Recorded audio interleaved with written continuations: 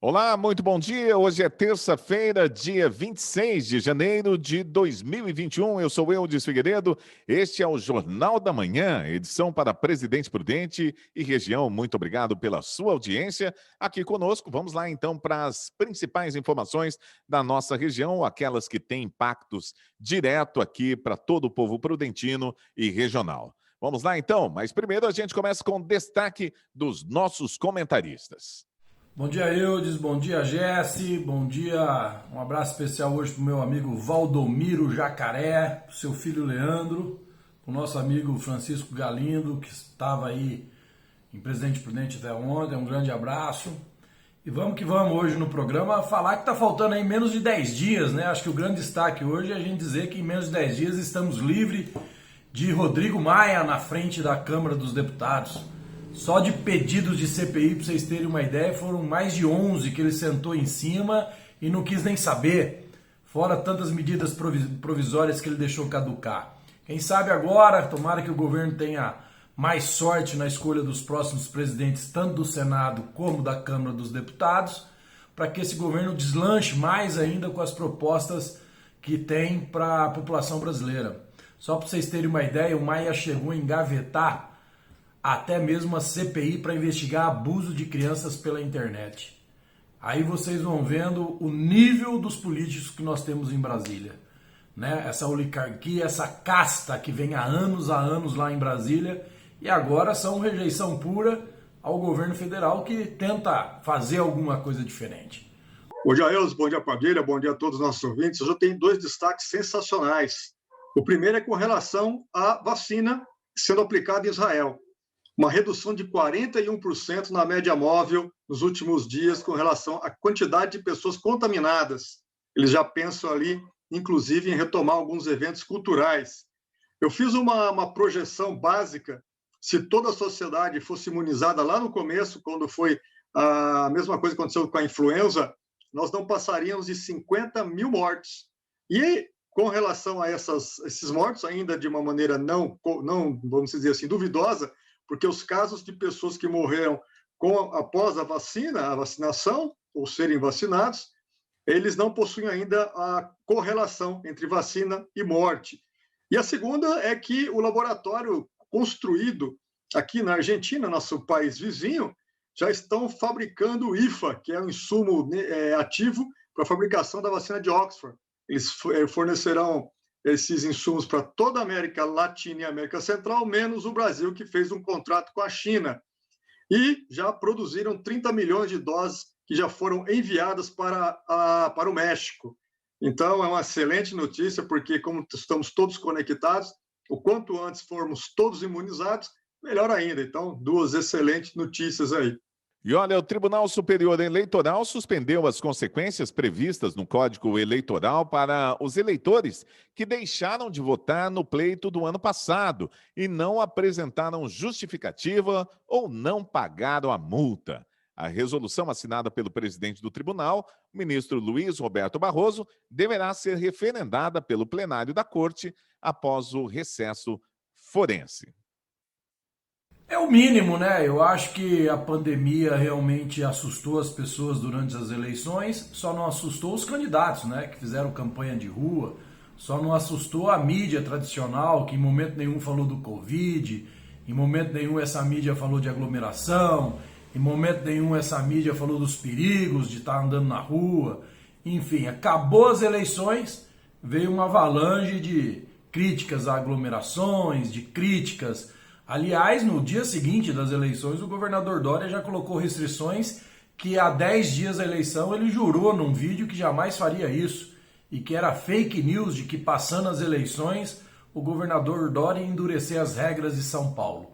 Para surpresa de alguns, e não nossa, que já conhecemos bem o material, acabou a eleição no segundo turno, no outro dia, na hora do almoço, as restrições já vieram com força total e assim permanecem. Mas eu acho que é um momento de lucidez do tribunal em reconhecer ou justificar que não deve ser punido aquele eleitor. A gente sabe que muitos não foram votar ainda por ter ido na praia, né? Diga-se de passagem. Mas teve muitos sim que não foram votar com receio de sair de casa, então é justa tal determinação e suspensão de qualquer tipo de pena. Eu acho muito interessante que isso aí seja feito pelo Tribunal Superior Eleitoral, TSE, porque as pessoas realmente não saíram de casa ali com medo, né, de se contaminarem por conta do vírus, por conta da pandemia, ficaram sem votar. Eu tenho certeza que se nós tivéssemos uma situação normal, grande parte dessas pessoas iriam. Mas um detalhe me chamou a atenção: a abstinência ou abstenção de votos, né, abstenção de votos das eleições passadas com relação a essa não foi muito diferente, não.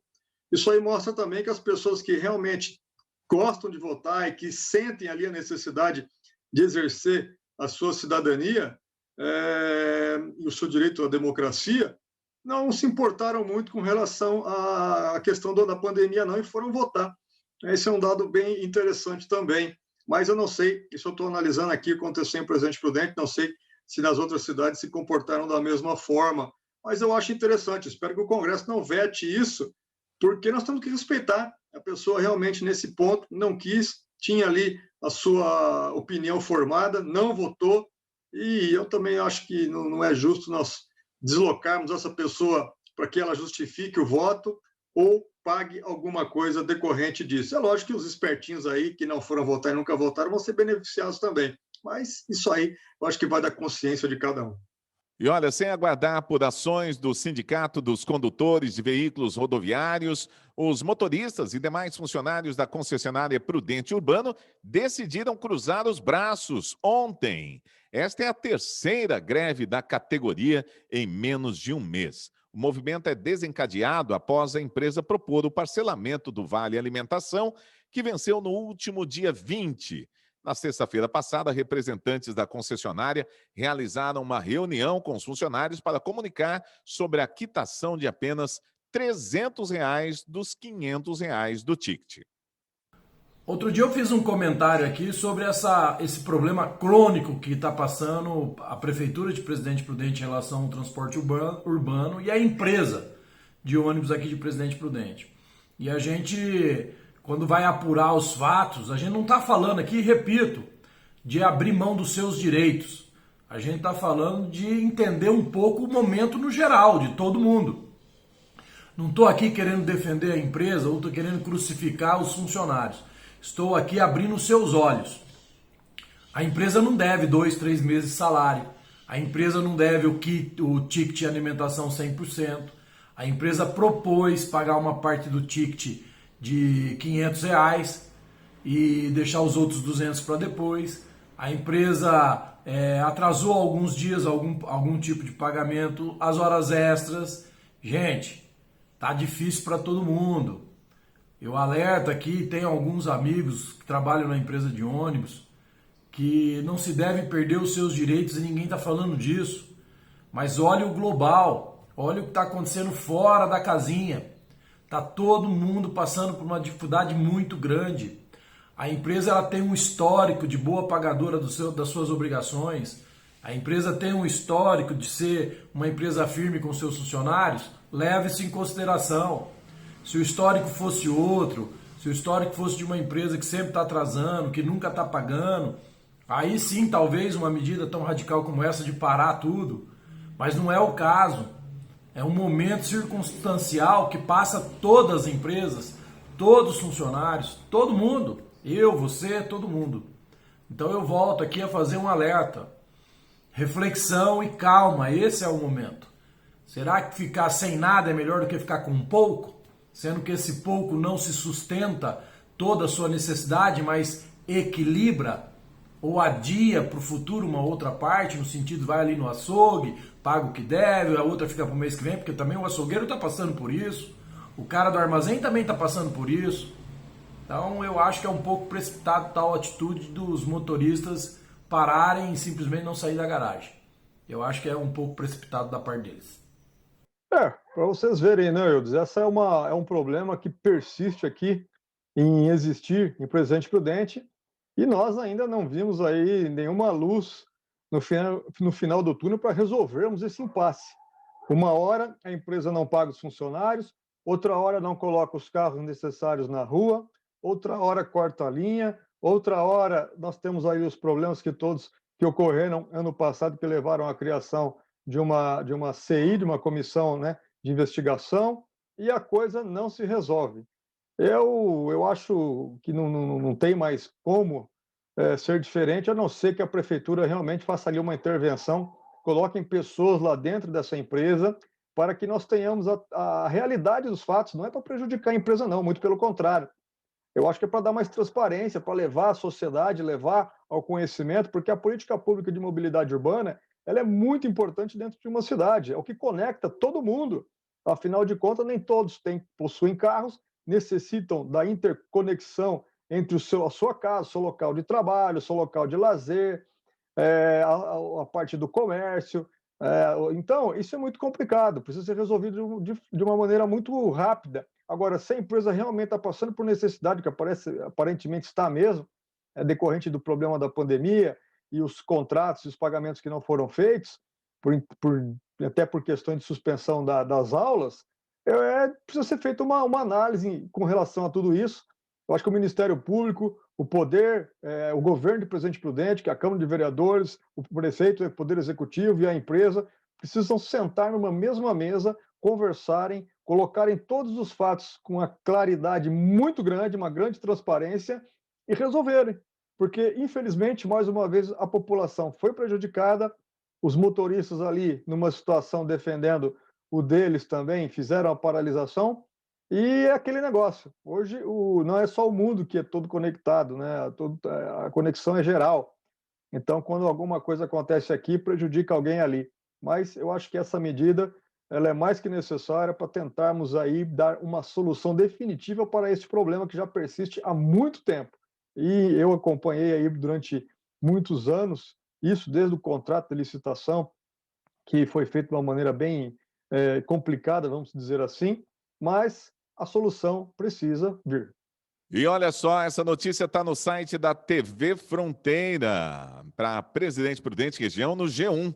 Pois é, a Polícia Civil investiga as consequências que levaram ao desligamento da geladeira de vacinas no posto de saúde de Mariápolis, que teve como consequência a inutilização de 1.022 doses de imunizantes contra diversas doenças.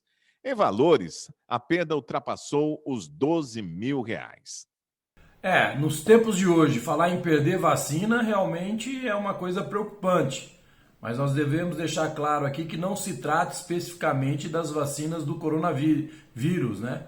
Tem vários tipos de vacina aí que, de repente, por uma fatalidade até, por uma queda de energia, quem sabe, não acredito que houve uma maldade em deixar a geladeira desligada e perder aí em torno de 1.022 tipos de vacina para vários tipos de doença que se encontravam ali na geladeira do posto de saúde. Mas quando se trata de vacina hoje, todo mundo fica altamente preocupado, né? Todo mundo já liga a vacina ao Covid, mas não é o caso aqui. Alguma coisa tem que ser investigada, mas eu não creio na maldade, não. Eu creio mais num problema estrutural. Como a gente já disse várias vezes aqui, a estrutura médica no Brasil já não existia antes do Covid. Não é agora que começou a faltar vaga, não, viu, gente? Vocês seguem um berrante virtual aí, que agora vocês estão vendo gente nos corredores, sem atendimento. Isso já acontece no Brasil há muito tempo. E converse com quem é da área da saúde, que está me ouvindo aqui na Jovem Pan, pergunta para eles se eles têm condições de atender melhor. Se eles têm material, se eles têm IPI, como é a condição deles nesses ambulatórios médicos afora aí. Só para complementar aqui o meu comentário. Olha, eu não sei em que condições essas vacinas estavam ali armazenadas nessa geladeira. Eu acredito que deva ser uma geladeira comum, sem os dispositivos de segurança, os alarmes. Nós temos isso em câmaras frias. Nós que mexemos na área de alimentação, nós temos aí geladeiras e também freezers e também câmaras frias que possuem dispositivos de alarme. Inclusive, em câmaras frias, quando cai a energia, o alarme é acionado, ela possui ali uma alimentação própria e dispara mensagens para um celular ou para uma central, indicando que a câmara fria teve ali uma queda de energia. E assim que é retomada, a mensagem também é enviada. E não são dispositivos caros, não, são coisas baratas. Eu acredito que isso aí seria necessário colocarmos em todas essas geladeiras, principalmente essas que acomodam e armazenam vacinas, porque nos tempos de hoje, perder R$ 12.200 de vacina, que são de altíssima importância para a imunização de inúmeras doenças, e ali nós perdemos vacina de R$ 80, R$ 90, R$ 150 a dose. Isso aí realmente impacta na economia ali do município. O município não é grande, vai ter que repor esse medicamento, não sei, com certeza terá uma investigação. E daí? Como é que fica? Para responsabilizar uma pessoa porque a geladeira quebrou. E se aconteceu isso? É complicado de analisar, precisaríamos de mais informações aqui. Mas fica aqui pelo menos uma ideia de uma solução. Existem hoje dispositivos que são conectados em qualquer coisa que avisa quando existe a queda de energia. Talvez ali fosse o caso de investir um dinheiro nisso aí, em vez de repor R$ 12.200 de vacina.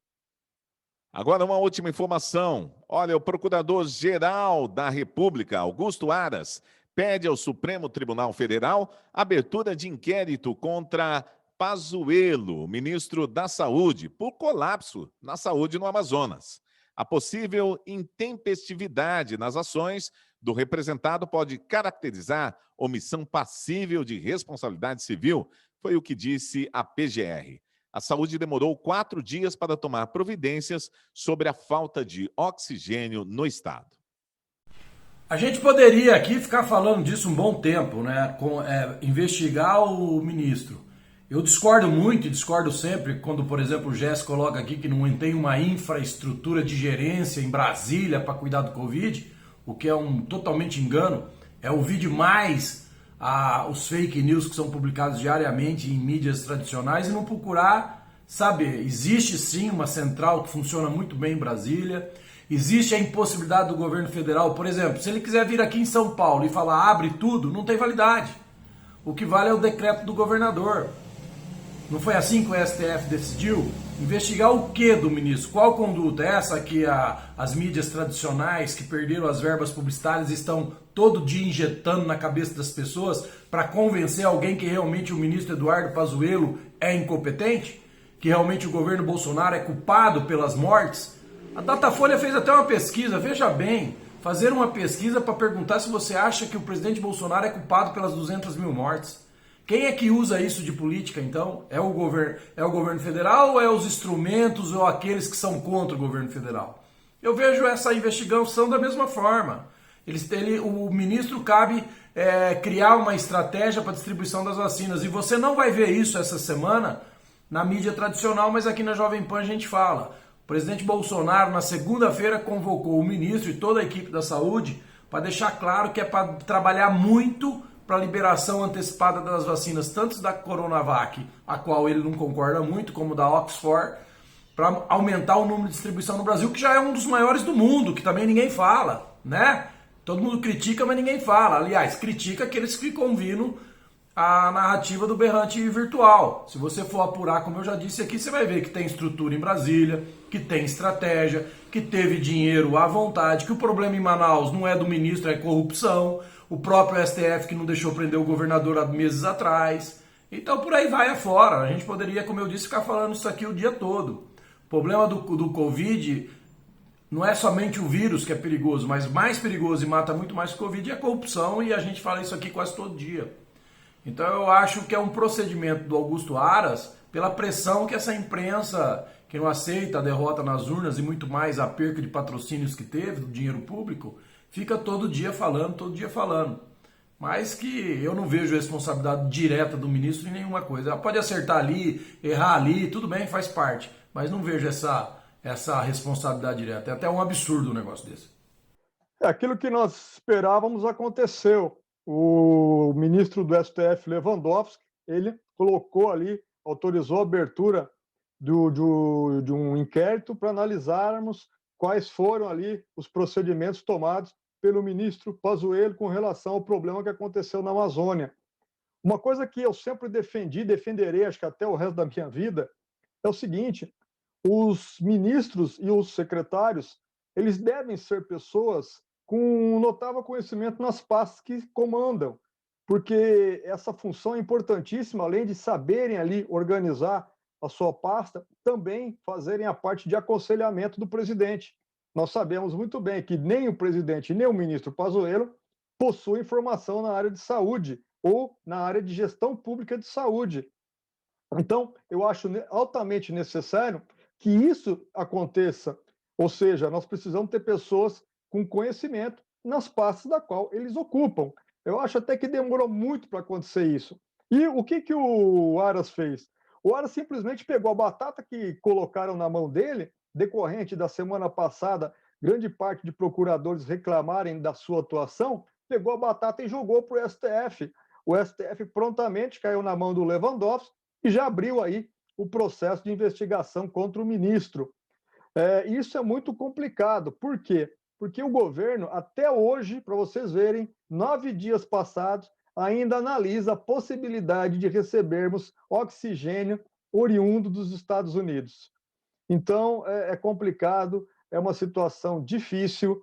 Eu acho que o Brasil, mais uma vez eu insisto, todo mundo errou. Nós temos aqui uma parcela, cada um tem a sua parcela de culpa.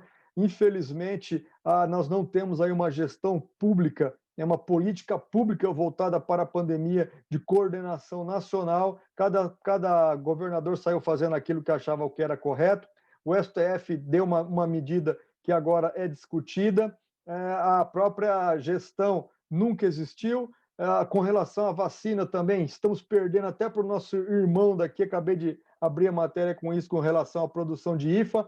A Argentina está produzindo IFA para a América do Sul e América Central todinha, inclusive ali da AstraZeneca, menos para o Brasil, porque o Brasil fez um acordo com a China para comprar o IFA e também recusou qualquer negociação com a Pfizer. Eu só não entendo como que eu tenho um parceiro que me compra 38% de tudo que eu produzo, fico falando mal dele e ainda quero ser bem atendido por ele. Existem aí grandes problemas a serem resolvidos na nossa política com relação ao relacionamento internacional com alguns países. Eu espero que isso tudo seja resolvido. Não sei se o momento acho que nem para isso, e temos aí questões de impeachment, questão de investigação do ministro, mas eu acho que o momento é de reflexão, de colocarmos uma pessoa ali que realmente faça uma orientação. Não precisa ser médico, não. Alguém formado aí na área de gestão pública de saúde, temos formação para isso, que aconselhe melhor tanto o presidente quanto todas as secretarias relacionadas aí à parte de saúde, porque, infelizmente, nem tudo que nós queremos nós podemos, principalmente na área de saúde, que é uma área que tem ali, é muito sensível, porque, afinal de contas, nós estamos tratando aqui da vida dos brasileiros, e isso é algo muito sério. Ok, muito obrigado pela audiência. Estamos encerrando aqui o Jornal da Manhã dessa terça-feira e voltamos a qualquer momento aqui na programação com mais informações. Eu volto já já no intervalo com informações para você e daqui a pouco tem o Rock and Pop.